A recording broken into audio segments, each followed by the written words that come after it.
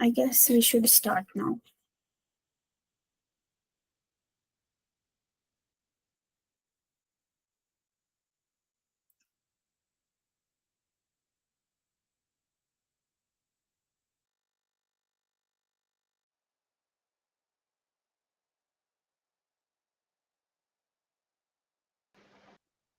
Let's just give another message in the group. We still have the similar participants.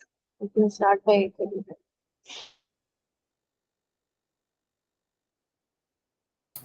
Okay.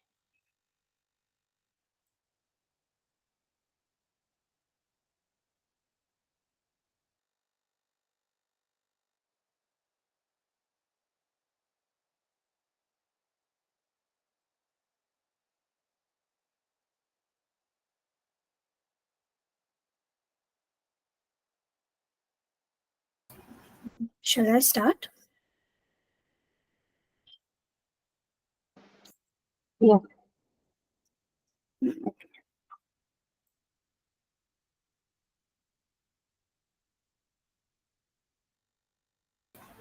So, hello everyone. Good evening. I hope you all are doing well. So, today's so before getting into the topic, I'll just quickly introduce myself. So, I'm Anushka Bhosle. I'm a counseling psychologist from Listen. And today we are going to cover Freud's theory of personality and Jung's analytical psychology. Anushka, your slide is not in the slideshow format. Sorry. Also, if you can switch on the video, that will be great. Yeah.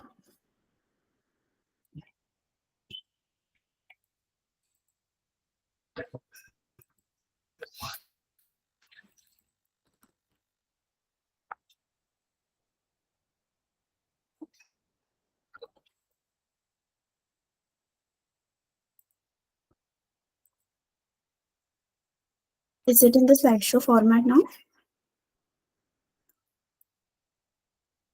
Yes, it is. Okay. So today we are going to cover Freud's theory of personality and Jung's analytical psychology. So in Freud's theory of personality, so we'll understand the structure of personality. We'll explore the role of our unconscious mind, how unconscious thoughts and feelings manifest in everyday life. We'll see psychosexual stages of development and understand how unresolved conflicts at these stages can impact personality development later. We'll see few defense mechanisms, and in Jung's analytical psychology, we will see the concept of archetypes. We will go through psychological types, how these types influence our perception and decision making, and then we'll critically assess the Jung's contribution to psychology. So we will start with Freud's theory of personality. So before getting into the topic, can you guys tell me like what do you think can key personality can personality be defined with how the person looks and his behavior, his or her behavior? Like these factors can offer some initial impressions. Yeah, someone raised their hand.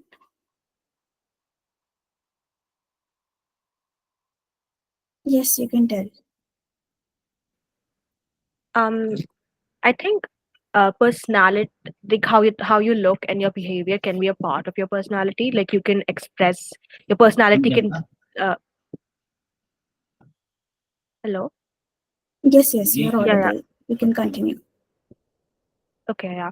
I mean, some of your personality can like seep into your looks and how you behave, behavior especially, or how Mm. you dress up, how you conduct yourself, how you talk, the activities you do. So I think that, yeah. So it is definitely an aspect of it. Yeah, that's correct. Anyone else? I think somebody's mic is on and I think it's disrupting a little bit. Okay. So I was saying audible. Just a second.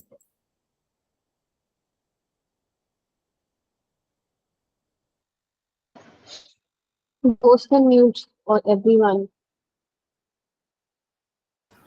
Actually, it was coming from my side. I'm really sorry. Okay.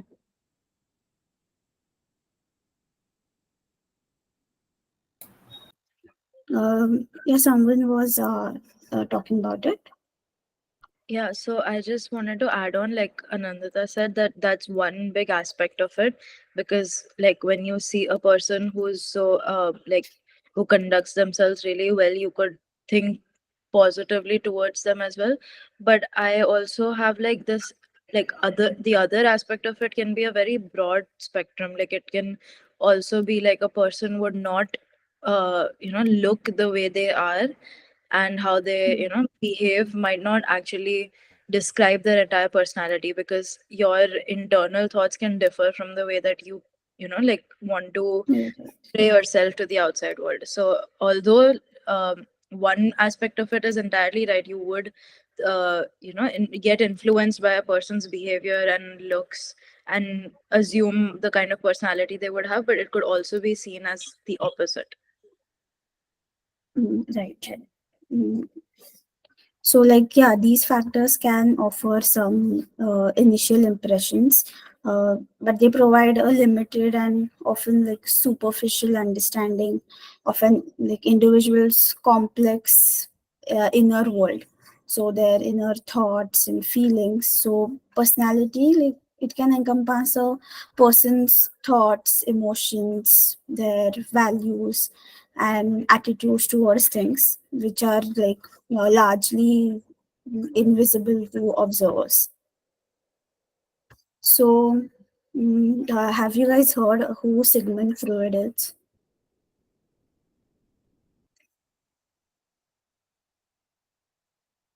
Have you guys heard the name? Yes. So Sigmund Freud is he came up with the theory of the psychodynamic mind, the theory of id, ego, and superego, and like, of course, Wilhelm Wundt is the father of psychology, but in some aspects, we even consider Sigmund Freud to be the like the creator of the first theory. Like, so Wilhelm Wundt was the father of the experiment, and Sigmund Freud is treated as one of the main, like focal points of Yes, psychology, how right. it emerged from. But yeah, he's best known for his theory of the psychodynamic mind. Yes, exactly. So, like his personality theory has like it is influenced more by Sigmund Freud than by any other individual. So, the psychoanalysis was the first formal theory of personality, and it is still the best known. So, Freud's influence has been so profound that more than a century after his theory was proposed, it remains the framework for the study of personality despite its controversial nature. So, not only did Freud's work affect thinking about personality in psychology and psychiatry, but it also made a tremendous impact on our view of human nature. So, we are going to look forward to it. So, we'll see the definition of personality. So, according to Gordon Allport, so personality is a dynamic organization inside the person of psychophysical systems that create the person's characteristic patterns of thoughts, feelings, and behaviors. So, dynamic organization is that personality. It says that personality is not static, but it is constantly evolving and adapting. It's an active process and not like a fixed structure. The psychophysical systems, it emphasizes that the interplay between the psychological and biological factors which shape our personality. And the characteristic patterns are the unique and consistent ways in which individuals think, feel, and behave. So personality is like affected by it is also affected by various factors such as the hereditary factors. Did someone raise their hand? No, somebody joined. Okay. So personality is affected by various factors such as hereditary factors, including both the physical and psychological factors, the environmental factors which constitute of family environment, school, social and cultural environment, and other psychological factors such as intelligence, interests, and attitudes. So Freud proposed that the human mind is structured into three levels of consciousness. Each has distinct characteristics, and these are the conscious, pre-conscious, or second is pre-conscious or subconscious, and third is the unconscious. So conscious is the mind. The conscious mind contains the thoughts, feelings, and perceptions that we are currently aware of. So Freud considered the conscious mind as a very limited aspect of personality because only a small portion of our thoughts, sensations, and memories exist in the conscious awareness. So right now, as you are reading this, you are consciously aware of the words on the screen and maybe your thoughts about them. And next is subconscious or pre-conscious. So the pre-conscious mind holds information that we are not currently aware of, but can like we can easily bring to our consciousness. So if you think of your best friend's name or what you had for breakfast, so these memories were not in your very immediate awareness, but you can retrieve them like very quickly. And the third is the unconscious level. So it is considered as more important according to Freud. So the unconscious mind contains thoughts, memories, and desires that are hidden from conscious awareness. So maybe often because they are unpleasant or socially not acceptable. So this may be the repressed memories of a traumatic event or very deep seated fears and desires that influence our behavior without us realizing about it. So dreams are often seen as a window into the unconscious. So recurring dreams or vivid imagery it can symbolize hidden desires, fears, or any unresolved conflicts. So you can see there is this iceberg model. So it helps to visualize these concepts. So the tip of the iceberg is the conscious, which represents the small portion of the mind that we are aware of. And just below the surface is the pre-conscious. So it represents the information that is not in our current awareness, but can be accessed easily. And like in the like hidden underwater is the unconscious, which we discuss as it is considered more important according to Freud, and it is the larger invisible portion like below the surface. So this is the focus of psychoanalytic theory. It's vast, dark. Depths are the home of the instincts, like those wishes and desires that direct our behavior. So it represents the largest part of the mind, hidden beneath the surface, and which influences our behavior and emotions without our direct knowledge.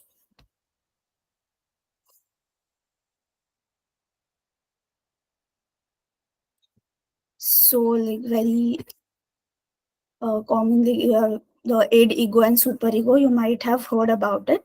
So it is the structure of personality. It is like Freud later revised this notion of three levels of personality and introduced the three basic structures in the anatomy of the personality: the id, ego, and the superego. So the id is the primal or instinctual part of personality that is present from the birth. So it operates mainly on the pleasure principle. So seeking immediate gratification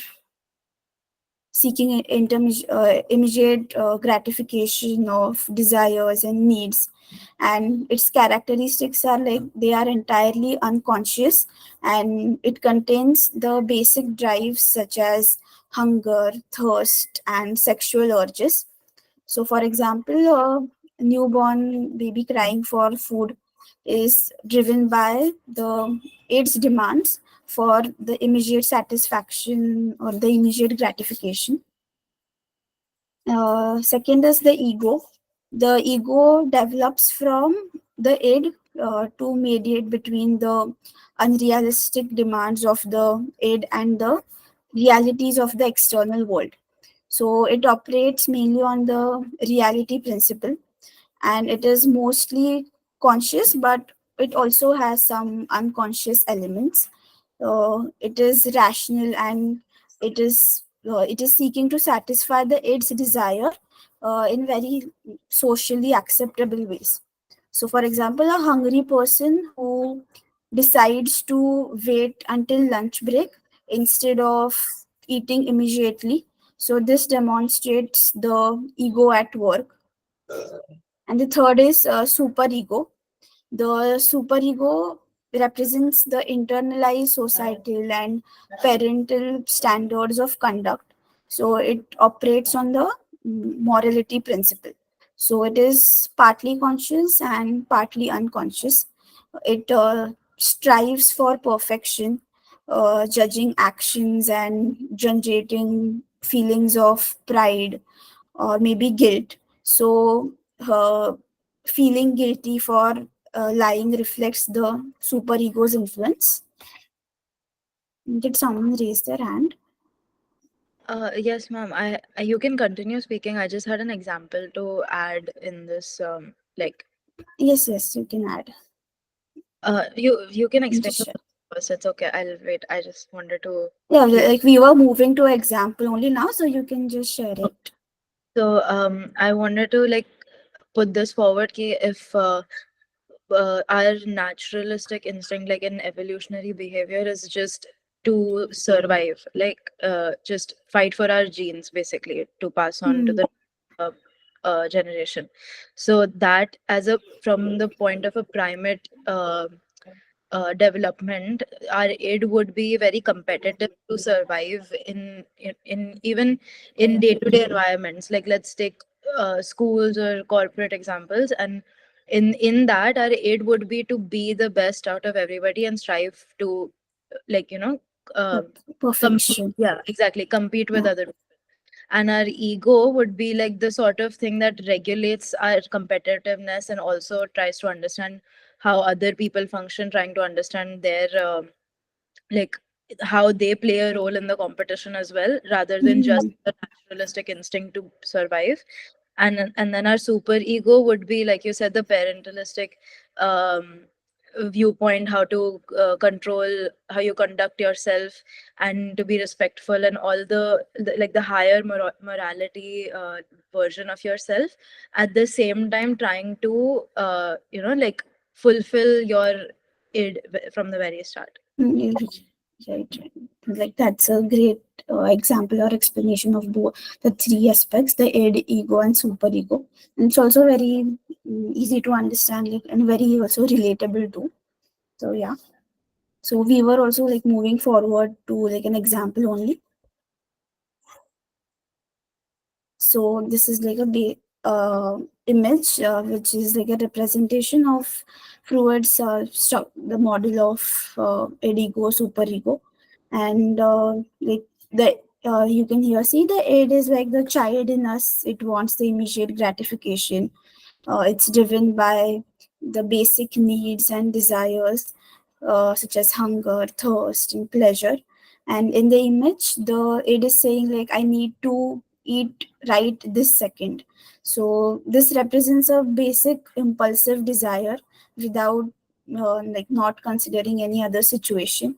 And like as we discussed, the ego is the rational part of our mind that deals with the reality. So it's like the mediator between the id and superego. So the ego is saying you can't do that because you are in the middle of an important meeting. So the ego understands that while you may want to eat, but it's not appropriate at that moment. And the superego is the moral compass shaped by the societal and the parental standards. And it says that eating during an important meeting is rude and inappropriate. So it imposes the guilt and strives for the perfection, and it is often in the opposition towards id.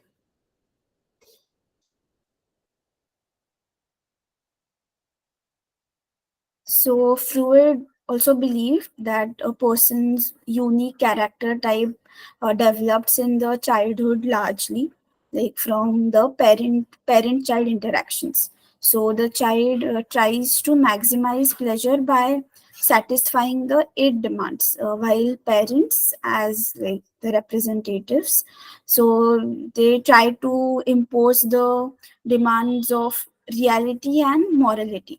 So important did Freud consider that childhood experiences that he said that the adult personality was firmly shaped and it is crystallized by the fifth year of life.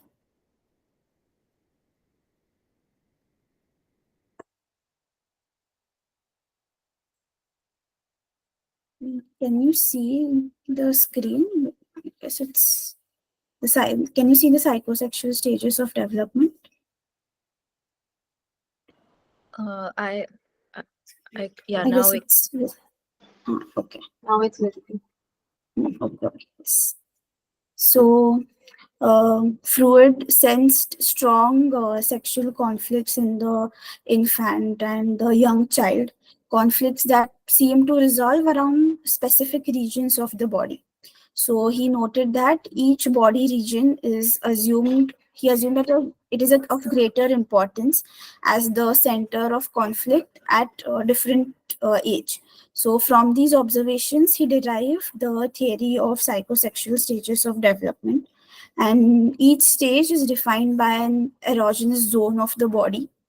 So in each developmental stage, a conflict exists, and he stated that that must be resolved before the infant or child can progress to the next stage. Sorry. So the psychosexual stages of development are, the first is oral stage. So the oral stage, which is the first stage of psychosexual development, it lasts from birth until sometime during the second year of life. And during this period, the infant's principal source of pleasure is the mouth. And the infant derives pleasure from sucking, biting, and swallowing. Of course, the mouth is used for survival, like for the ingestion of food and water, but Freud placed a greater emphasis on the erotic satisfactions which are derived from the oral activities. So the infant is in a state of dependence on the mother or the caregiver, who becomes the primary object of the child's libido. So the infant is learning in a primitive way to love the mother. So according to Freud, the major conflict during this stage revolves around weaning. So weaning means like transitioning from breastfeeding or bottle feeding to other sources of nutrition, like drinking from a cup. So this transition can be challenging for a child. So when someone becomes stuck at the oral stage, so Freud referred to as oral fixation. And he believed that if a child's needs are like either not adequately met or are overindulged during this stage, it could lead to an oral fixation, which might manifest in their behavior and personality later in life. For example, the child might develop an oral fixation leading to habits like smoking or nail biting or maybe overeating. So, like as they seek comfort from the oral activities. And the next stage is the anal stage. This is the second stage in Freud's theory of psychosexual development. And during this stage, the child's focus shifts from the mouth to the anus, as this becomes the primary source of pleasure. And like, why the anus? So, according to Freud, toddlers derive pleasure from controlling their bowel movements. So, this includes both the act of holding in and releasing the feces. So, it's not just about the physical relief, it's about gaining a sense of control over their body and the environment. And the major conflict during this stage revolves around toilet training. So, this is when the parents typically begin teaching their children to use the toilet. How parents, so they try to manage their how the toilet training process, whether they might be too strict about it or too lenient, or just they it might be like it can influence the child's personality development in how they are managing or training the child for the toilet training. So if toilet training is overly strict or maybe too early, the child might develop an anal retentive personality. So like this type of person is often described as being excessively neat, orderly, or very stubborn and perfectionist, and they may have a strong need for control, and like they may be very detailed oriented. The next stage is the phallic stage. So, a new set of problems arise around the fourth to fifth year, when the focus of pleasure shifts from the anus to the genitals. So, again, the child faces a battle between the id impulse and the demands of society. So, children at phallic stage display considerable interest in exploring and manipulating the genitals, their own and also those of their playmates. So, pleasure is derived from the genital region, not only through behaviors such as masturbation, but also through fantasies. So, the child becomes curious about birth and about why boys have penises and girls do not. The child may talk about wanting to marry the parent of opposite sex. So, the basic conflict of the phallic stage centers on the unconscious desire of the child for the parent of the opposite sex. So, out of Freud's identification of this conflict came one of his best known concepts, the Oedipus complex. So, Freud theorized that young boys develop unconscious sexual desires for their mothers and see their fathers as rivals. So, this creates anxiety and fear of punishment, leading the boy to eventually identify with the father, adopting his values and characteristics. And for girls, it is named as Electra complex. Uh, so Freud proposed that the Electra complex, where the girl experiences the penis envy and initially desires her father while viewing her mother as a rival. So over time, she also begins to identify with her mother. And the next stage is the latency stage. So the pressures of the oral, anal, and phallic stages of the psychosexual stages of development are the mix from which the majority of the adult personality is formed. So according to Freud, by the end of phallic stage, children experience a conflict that leads them to repress their earlier sexual feelings, particularly those that were directed towards the opposite sex parent. So they form same-sex friendships, and their interests often revolve around activities that don't involve sexual exploration. So Freud didn't emphasize conflicts in this stage as much as in the other stages, but he did suggest that successful navigation of the latency stage leads to a very well-rounded individual who is prepared for the challenges of adolescence and the next stage of psychosexual development. And the last stage, the final psychosexual stage of development, begins at the puberty, which is the genital stage. And Freud believed that the conflict during this period is less intense than any other stages. And like as adolescents enter puberty, the sexual feelings that were repressed during the latency stage, they re-emerge. So, however, unlike in earlier stages, these feelings are now directed towards the peers rather than parents. So the body's changes during puberty trigger a new awareness of sexual urges and attraction. So like if conflicts from earlier stages like those in the oral, anal and phallic stage were not resolved, so Freud believed that they could manifest in this particular stage as like difficulty in relationships, issues with sexual identity, or other challenges in adult life.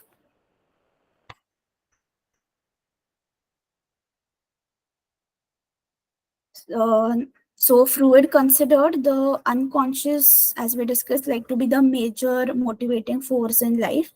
So our childhood, did someone raise their hand? Yeah, I did. I actually had a doubt. So, in the psychosexual stages of development, the previous slide.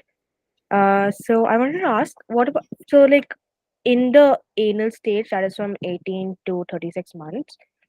So what about the homosexual, like people with homosexual tendency or like homosexual people? So is that like opposite for them, where they like start developing feelings for like a daughter would develop feelings for her mother and start a rivalry with her father, or or a boy would develop feelings for his father and like start a rivalry with his mother.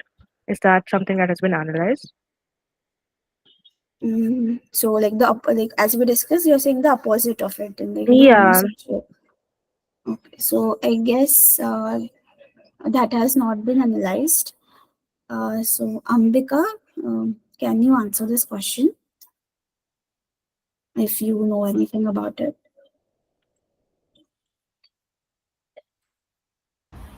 Hi, I could not hear the question. Sorry, can you come again? Yeah, I was actually asking in anal stage as I was asking with the homosexual kids or like kids with homosexual tendencies, they would by that logic, like they would like a little girl would develop feelings for her mother and form a rivalry with her Mhm. father, or like a little boy would develop feelings for his father and have a rivalry with his mother. So like, is that something that has been analyzed? Is that also like a part? Is it the same for like homosexual kids? For the homosexuals, okay. Zara, I guess you raised your hand. Do you also have a question? No, I actually wanted to point out that this theory is like one of the main criticisms about this theory is the fact that it's not been tested on like different tendencies, various tendencies, not just I wouldn't say just homosexual, but several other there could like abnormal like disorders in the brain as well, and those kind of behaviors haven't been tested, and that's one of the main criticisms of this theory, and that's why it is no longer considered as one of the aspects of child development. Like it is not considered as a concrete theory, but it did start the talks about the psychosexual stages of development in general. So that's why it's just the generic basis it's taken. But I think even because of that, Sigmund Freud got a lot of backlash about his theory, because it has not been so tested on homosexuality or other several other factors. Yeah, that answers my Yeah. question, honestly. Yeah, so Correct. there is not like That- a Yeah, yes. just I would like to add one more thing, Anushka, here, and also for Anandita. So yes, 100% that this is a theory given by Freud, right? Like it is not tested as such, and this is what has been theorized by him. And also, additionally, when we talk about homosexuality, um, then I hope you understand that it has a complete differentiation from the gender identity given to them at the start, at the birth. So, homosexuality is more about what I feel as a person, as a human being, and what are my preferences. Whereas in this, particularly, if you see, then these usually talk about the bilingual or the completely um, the bisexual forms here. So again, like it just restricts to that. So I'll say that this is more talking about the sex that you have been assigned instead of the gender that you identify with. Yes. Thank you. All right. Yeah, you can continue, Anushka. Yes.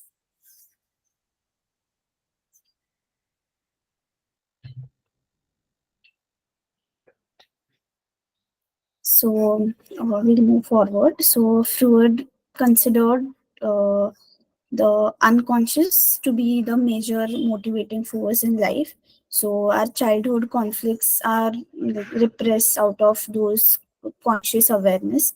So the goal of Freud's psychoanalysis was to bring these repressed memories, fears, and thoughts back to the level of consciousness. So over the course of his work with patients, clients, so he developed two methods of assessment: free association and dream analysis. So dream analysis involves interpreting the dreams to uncover the underlying thoughts, emotions, and desires that are not easily accessible to the conscious mind. So Freud believed that dreams were the royal road to the unconscious, and it could reveal repressed or unresolved conflicts. So Freud distinguished two aspects of dreams: the manifest content, which refers to the actual events in the dream, and next is the latent content, which is the hidden or symbolic meaning of the dream's event. So dreams often he also added a factor like symbolism, so which states that it often contains symbols representing the deeper unconscious thoughts or feelings. For example, dreaming of flying might symbolize a desire for freedom or escape. And also, free association is a therapeutic technique where the individual speaks freely and without like he speaks anything and without any censorship, or like about anything that uh, about whatever comes to their mind. So the individual shares their thoughts, feelings, and their associations with things very spontaneously without trying to control them. So by expressing these thoughts freely, the person might reveal unconscious conflicts, desires, or traumas that are like influencing their behavior.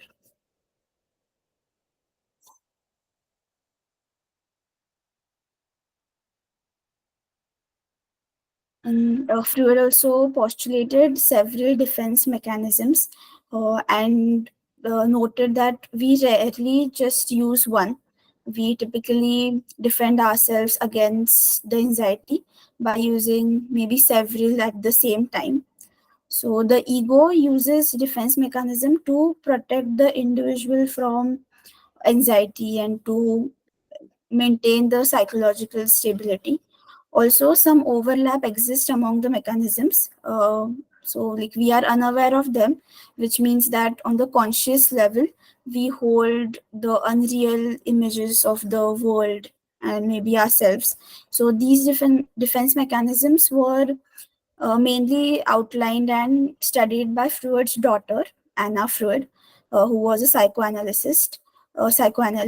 So Freud believed that these components, the id, ego, and superego.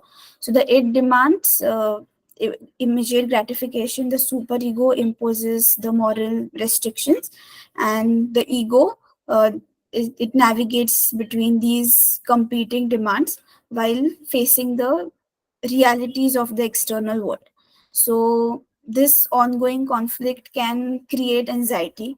So the ego struggles to satisfy the age demands while also adhering to the superego's moral standards.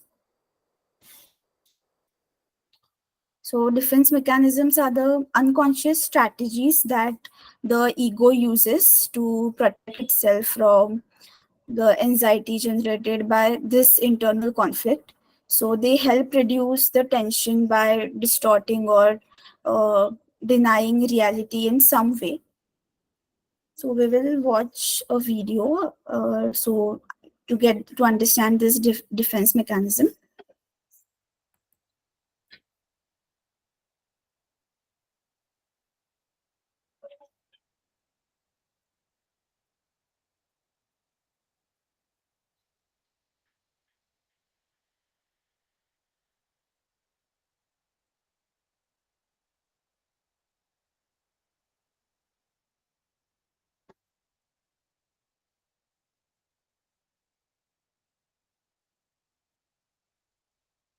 If you're a web designer, here are 4 Wix Studio features you gotta know. So is the screen visible? And the video is playing. Yes, it is. So can you hear it clearly?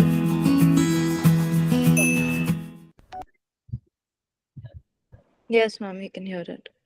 Okay. Defense mechanisms are the brain's way of keeping us safe from being fully aware of unpleasant thoughts and feelings. Sometimes, we can choose to use certain defense mechanisms like repression, denial, and rationalization. Below is a list of 10 of the most common defense mechanisms. 1. Displacement. The diversion of emotions, such as anger, from the original source to a substitute target. For example, your friend says something hurtful, and instead of confronting your friend, you later lash out at your sister. 2. Projection. The projection of one's own feelings, thoughts, or motives onto someone else. For example, a person who is cheating is under the impression that their partner is cheating on them. 3. Rationalization. Developing false, though plausible excuses to justify irrational and/or unacceptable behavior. For example, stealing from a corporate chain store, such as Best Buy, and justifying the theft by saying, they make millions in profit, so it doesn't matter. 4. Reaction formation. Behaving in a way opposite to how you feel. For example, when a person is romantically attracted to someone, but adamantly claims that they dislike the someone. 5. Regression.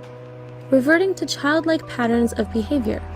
For example, a student gets a bad grade on their test and screams and cries at their parents or teacher. 6. Repression, denial.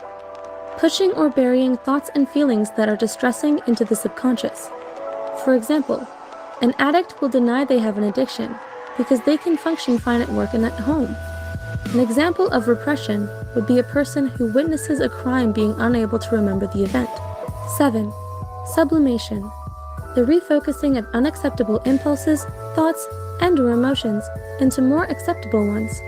For example, a person who is experiencing aggressive impulses instead challenges that energy into rigorous exercise. 8. Dissociation. The detachment from reality and from oneself, and the finding of another representation of self to cope with extreme stress or conflict. A person who uses dissociation as a defense mechanism disconnects from reality and lives in their own world. in which they do not experience unbearable thoughts, feelings, or memories for a period of time. 9. Intellectualization. Overthinking and the misdirection of focus when confronted with unacceptable situations, behaviors, or impulses. For example, a person who has been told a close family member has died begins to focus on and overthinks the details of planning a funeral, etc., instead of expressing their grief. 10. Compensation. The counterbalancing of perceived flaws or weaknesses by instead emphasizing strengths. For example, a person says they can't draw, but they're really good at dancing. What defense mechanisms do you use? Share your thoughts with us below.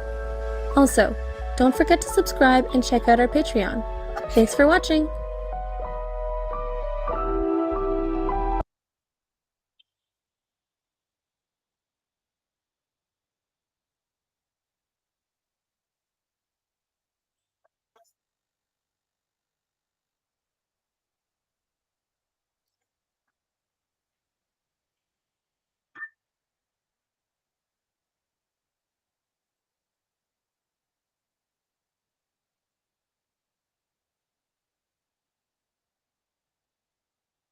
So this was about the defense mechanisms.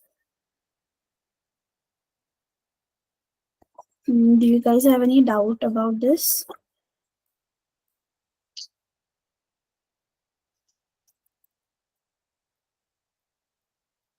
Can you identify any defense mechanisms that you use in any specific situation?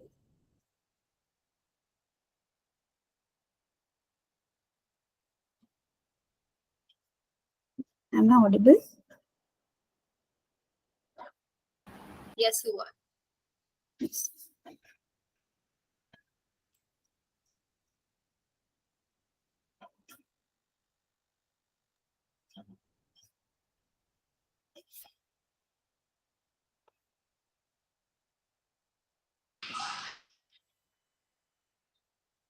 So, okay, we can move forward.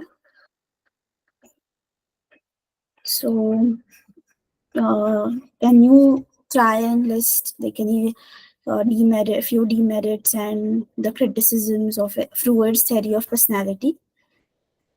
We had a discussion about it in the previous slide. Can you try to identify more about it?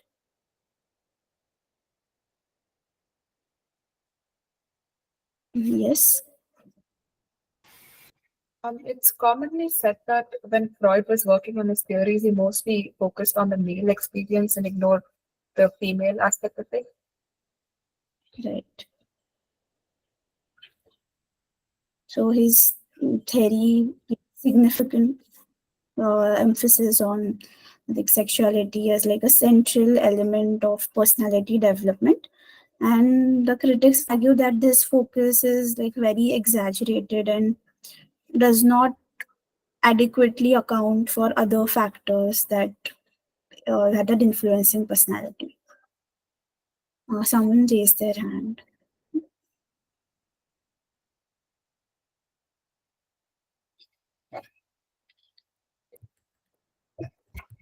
Did someone raise their hand? They can just unmute. We can also say that since these theories mainly focus on the unconscious, it's hard to recognize or verify them by scientific testing. So it just remains as a theory. That's it. Right. Can you just repeat again? I couldn't hear you.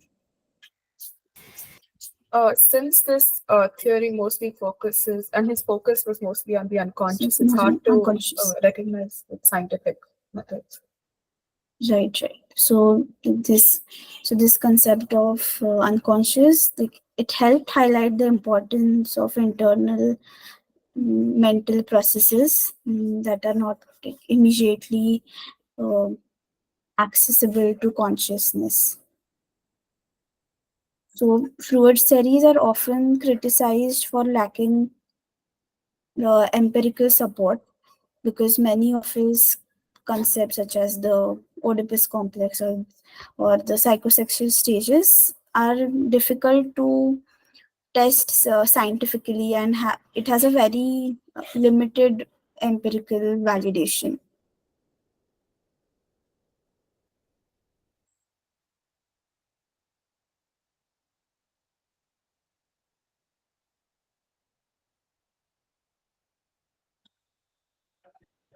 So his theories were based largely on his clinical observations and case studies, which may not be representative of the general population.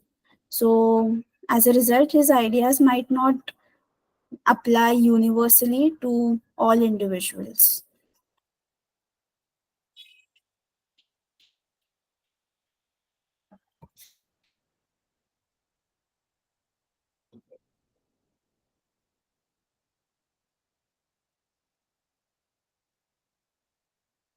Guess we are running out of time, so we'll quickly move forward. So, Yeah, just yes, one thing I would like to add, Anushka, with respect to the question that was also asked by Nandita. We all must remember that this theory longs back to the time when homosexuality was considered as a crime and was also considered as a disorder in our diagnostic criteria. So this definitely needs a lot of revision and to be applied with the current world scenario now. So we all have to see where all is it fitting, and if it's applicable in the current scenario, in the present picture, and then maybe take its benefit and whatever its conceptualizations are with respect to the different cases. So we definitely need to have a um, that kind of understanding that we are talking about a theory which is uh, longing back like a lot in history. right. Absolutely. Yes, ma'am. Thank you. That clears my doubt. Yes. So it is an activity where you have to think about or recall a recent dream in as much detail as possible. So you should note the key elements, characters, and events, and any emotions that you experienced in the dream. So, as dream analysis aims to uncover the hidden thoughts, feelings, and desires that are repressed in the unconscious mind. So, you can try to describe the manifest content of the dream.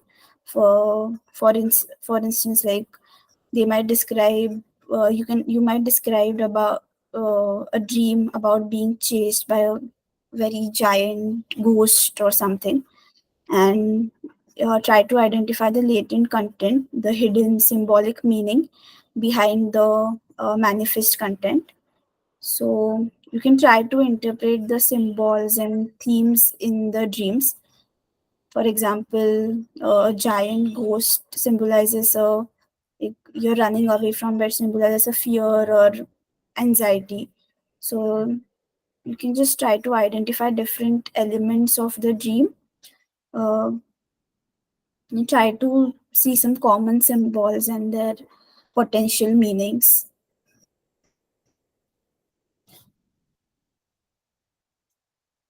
Ambika, do we have to like can we move forward because it's almost 9:30?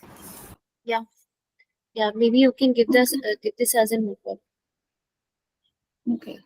So this is in part of an assessment. So you can do it. You can do it later.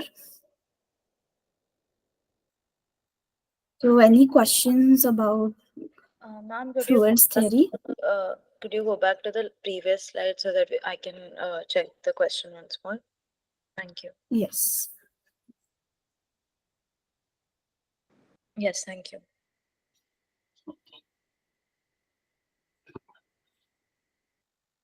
Do you have any questions? Can we move forward?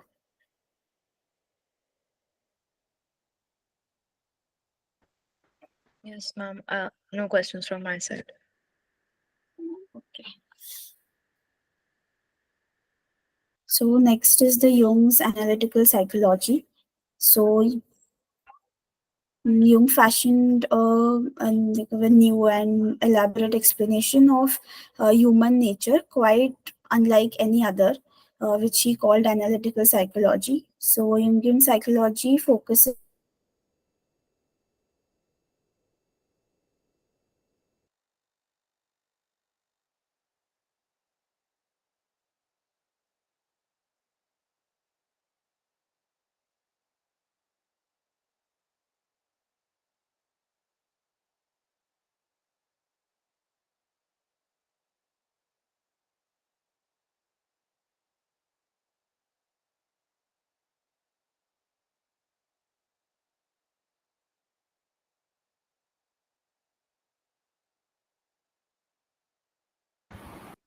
We can't hear you, Anushka. Are you there?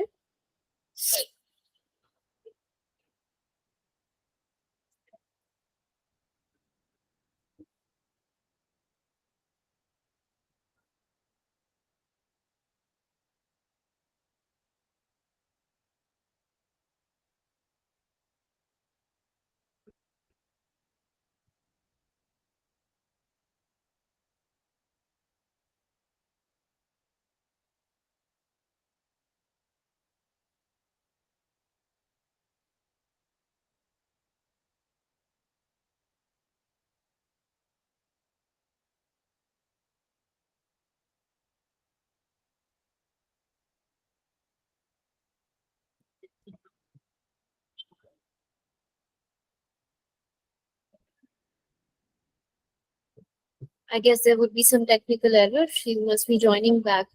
Was there any question?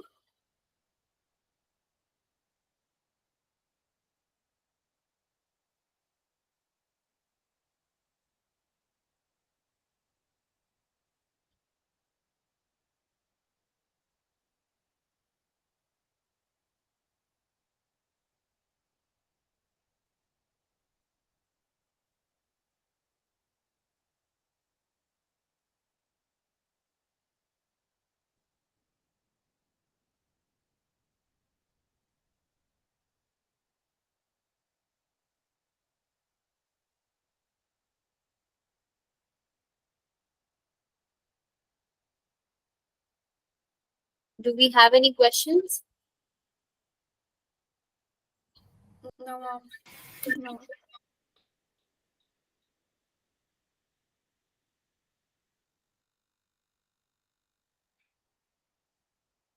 No, Rashika, is that what you mentioned?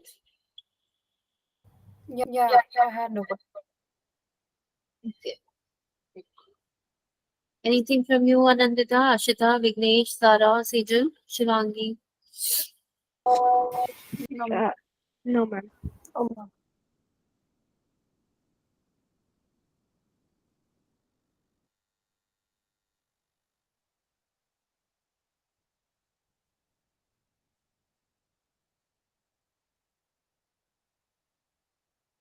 Okay, give me just 30 seconds. I'm checking with her.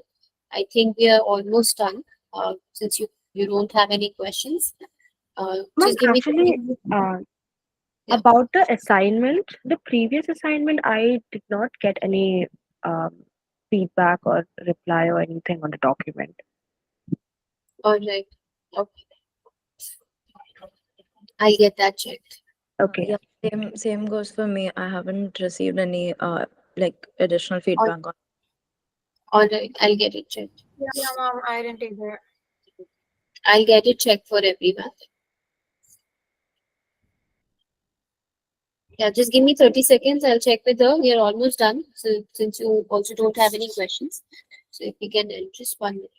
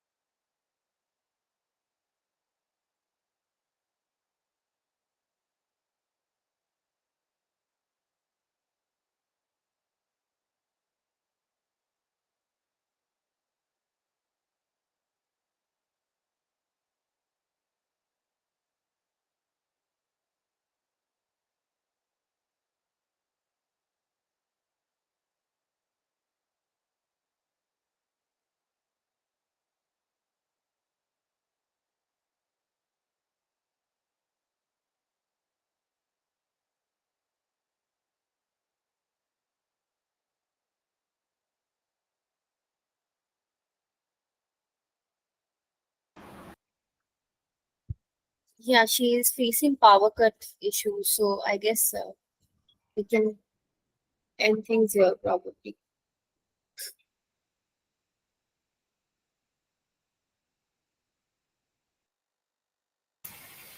Ma'am?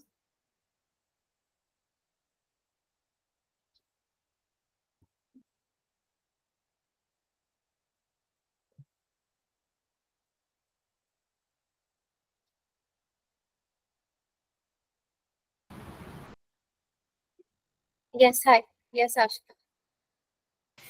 Ma'am, I did have a doubt in Carl Jung's theory, but I was going to wait till the end for it to be covered to ask. So can I just ask it now if we're ending the class?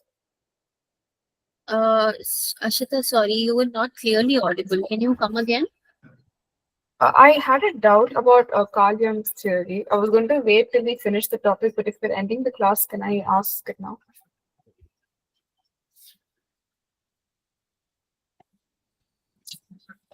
Yeah, please go ahead. Okay, so if I take an example of archetypes that we have, like suppose it's of the caring nature of a mother, but then if an individual has a troubled relationship with their mother, there would be a conflict in the archetype. And from what I understand from this theory, we work towards unity between the archetype and reality, but how would we achieve that, according to him?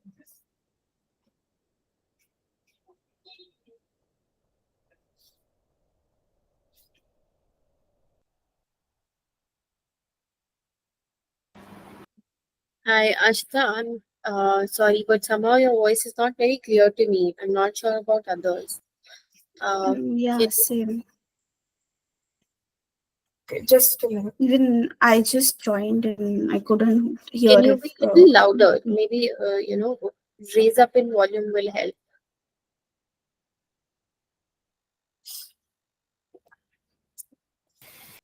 Am I audible now?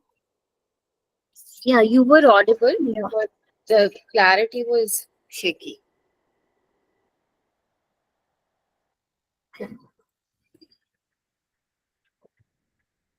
Yeah, can you come again? Yeah, so according to what I understood about archetypes, if I take an example of how an archetype can be that a mother is supposed to be of like caring nature, and if a Yeah. person has a mother who they have a conflicted relationship with, so how would you strike a unity or balance between those to resolve the conflict? How to describe the unity and balance? So if I remember correctly, Young said that the self strive towards unity, right? But if there's a conflict here, how do we come to that? How do we overcome that? Is what you're asking? Yeah. Yes. Okay, so basically, where the mother is caring, the archetype is of caring mother, but there's a conflict in the relationship. Yes.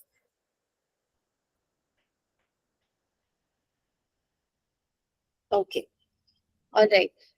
So with respect to practical application, Ashita, the archetype definitely may have, the mother would be having features of that particular archetype of caring, a loving mother. Yet there could be certain experiences, or also I would say expectations, certain expectations that might have led to the current dynamic between the mother and the child, and those dynamics will have to be then seen by the therapist or the counselor, then that what exactly led to the relationship despite the mother fitting into the criteria of that particular archetype. So I will say that uh, the archetype shows or tells that's how the person is going to be. Uh, Yet, in practicality, it does not define that that is what is going to actually happen forever. So, how your journey is, and how your experiences are. For example, let's say the mother is careful, loving, But when it comes to the father is more dominating. So there are the child has been deprived or neglected of certain things because of the dominant nature of the father, but the mother by itself would be loving and caring. Now here, the child has a you can say, a little conflictual relationship with the mother for not saving them from the father's dominance and not being able to care enough for that reasons.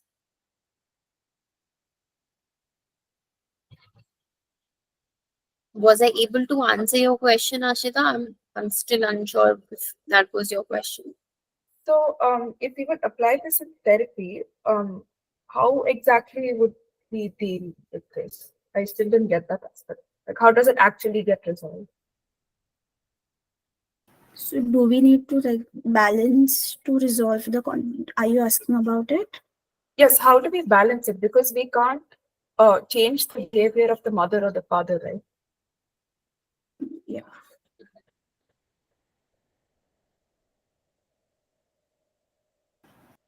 So this might involve the mother embracing the trust in their child, and like trusting that her child can make decisions and the child can recognize the mother's love and concern.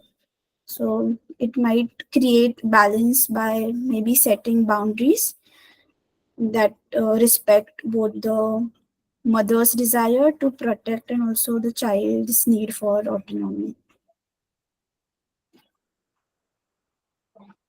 Does it answer your question? I'm not sure. Kind of. So are you trying to answer how to make a balance between Anima and Animus? I'm not exactly sure about Anima and Animus. I've not studied about that or read about it, so I'm not sure what those terms are. Mm-hmm. But so if there is a conflict of the child not feeling loved or cared for, how would you resolve that in therapy? Because you can't directly change the mother's behavior.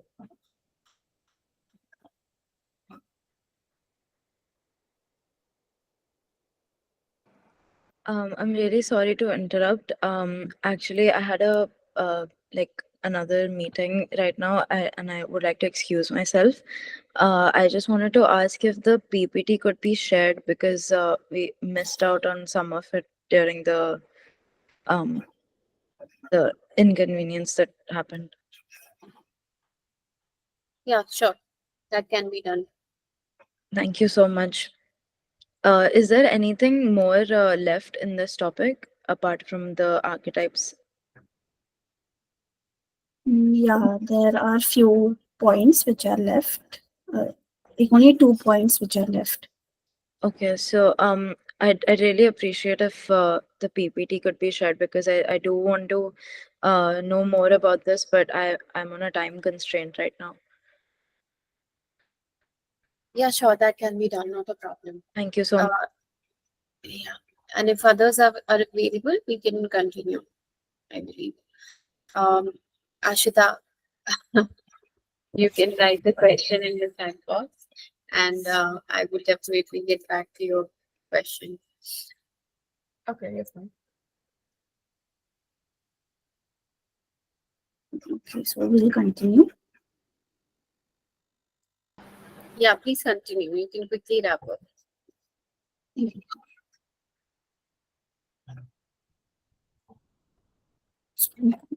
Even I didn't know like the meeting got ended. So what was the last point that we discussed? Maybe you can start from here only, the same slide you're on. Okay.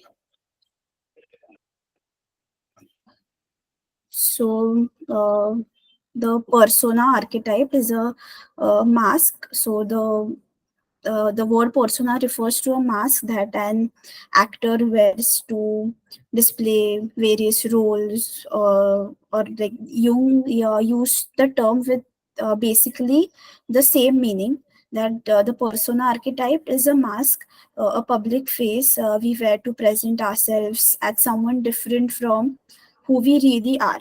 So the persona is necessary, which Jung believed, because we are forced to play many roles in life. So in order to succeed in school or at job and to get along with variety of people. So this mask helps us to navigate social interactions and achieve social acceptance, but it can also hide our true self. For example, someone might present themselves as like very confident and outgoing at work, while they may be feeling very insecure and very introverted when they are in their own space. So this is the persona archetype. And next is anima and animus. So these are the archetypes which refer to Jung's recognition that humans are essentially bisexual. On the biological level, each sex secretes the hormones of the other sex as well, and of their own. And on the psychological level, each sex manifests characteristics, temperaments, and attitudes of the other sex by the virtue of like centuries of living together. So the psyche of the woman contains masculine aspects, the animus archetype, and the psyche of the man contains the feminine aspects, the anima archetype. And the psyche of the like Jung insisted that both the anima and the animus must be expressed. A man must exhibit his feminine as well as his masculine characteristics, and a woman must express her masculine characteristics along with the feminine ones. Otherwise, these vital aspects will remain dormant and they will not develop, leading to only one sided of the personality. The next is the shadow, the most powerful archetype Jung proposed, and it has the sinister and the mysterious name, which contains the basic primitive or animal instincts, and therefore has the deepest roots of all the archetypes. Behaviors that society considers evil and immoral reside in the shadow, and this dark side of the human nature must be controlled if people are to live in harmony. So, if the shadow is fully suppressed, not only does the personality become flat, but the person also uh, faces the possibility that the shadow will revolt. So the animal instincts do not disappear when they are suppressed. So when that happens, the person becomes dominated by the unconscious. Next is the I'm so psychological. sorry. I'm sorry to interrupt, but I have to be somewhere right now. Is it okay if I leave early today? Yeah, no problem. Thank you. Also, may I also can I also get excused because I also have a class right now. Yeah, actually we got little late, so yeah, you can. Yes, thank you.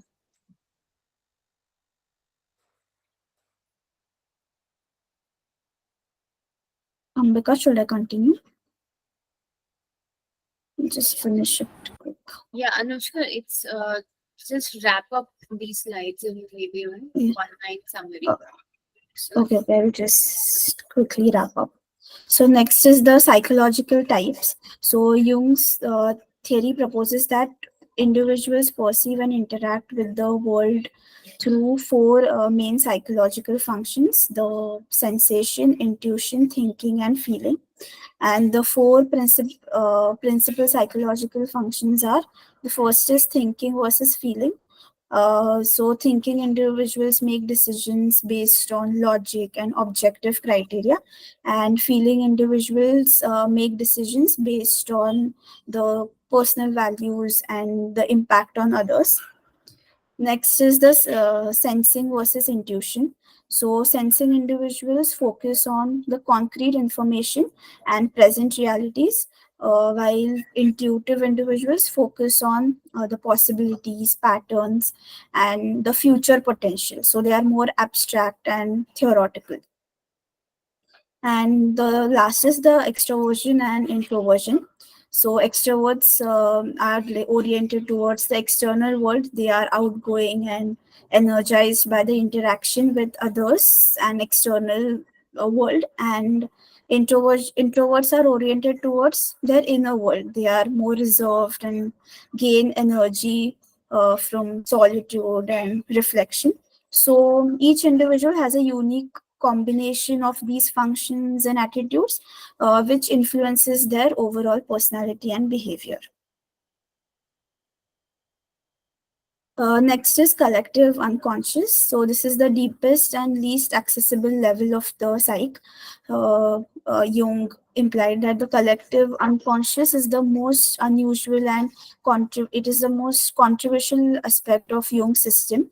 Jung believed that just as each of us accumulates and has our own personal experiences, so does humankind collectively as a species. So the Jung linked each person's personality with the past, not only with the childhood, but also with the history of species. So Jung believed that certain basic experiences have characterized every generation throughout human history, because the collective unconscious is it is a very unusual concept. So it is important to note that Jung proposed it, and the kind of evidence he gathered to support it was in the readings about Asian cultures, both mythical and real. So Jung discovered what he believed to be common themes and symbols that appeared in diverse parts of the world. Next is the personal unconscious. So in Jung's system, it is similar to Freud's conception of the pre-conscious. So it is a reservoir of material that was once unconscious but has been forgotten or suppressed because it was trivial or disturbing. Although these elements are not currently in the conscious awareness, but they can still affect the behavior, our attitudes, and the emotional responses. For example, our attention can wander readily from this class to a memory of something we did yesterday.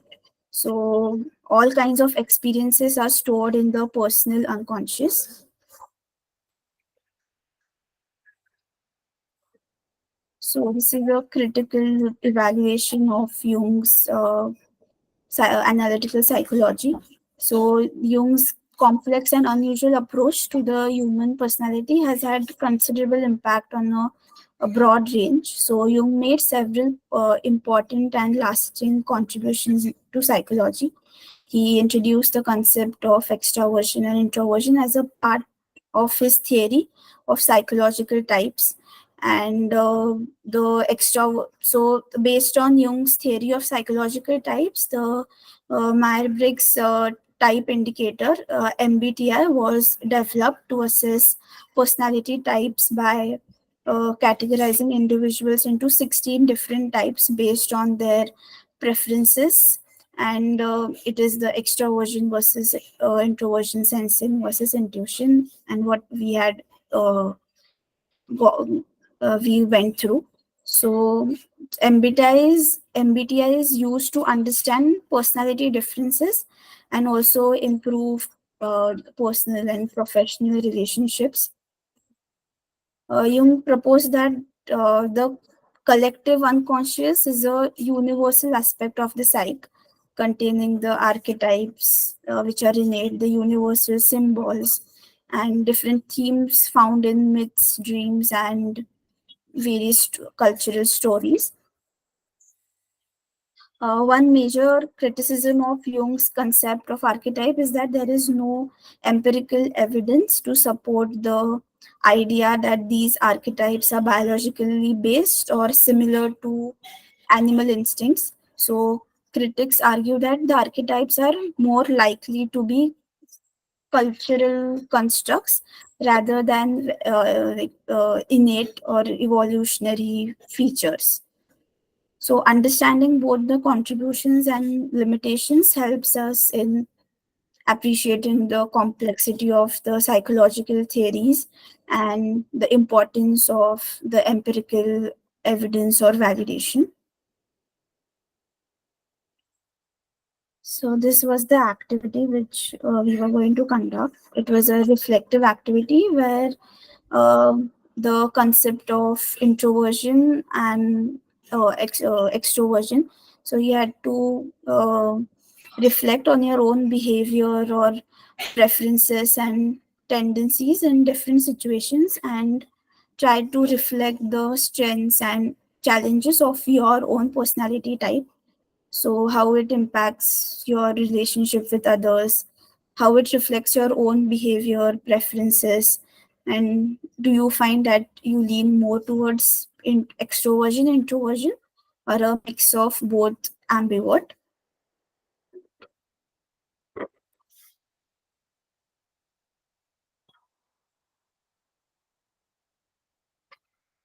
So can you guys try to reflect on it? Yes.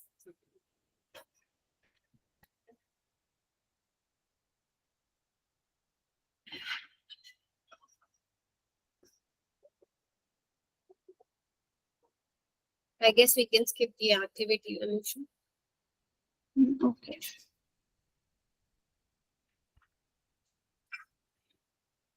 So this was just a video that what we have learned so far. So should I play or we could skip it? We can skip it. We'll send the links. Okay. So do anyone of you have any questions?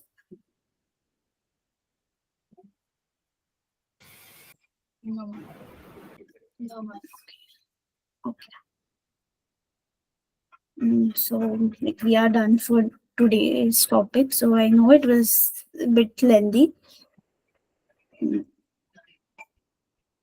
Yeah. It All right. got late. We can end the meeting now, I guess. Yeah. Thank you so much, Anushka, Ashita, and Sejal. Thank you for the Yes. participation. Thank you. Yeah, thank you so much for the participation. Thank you.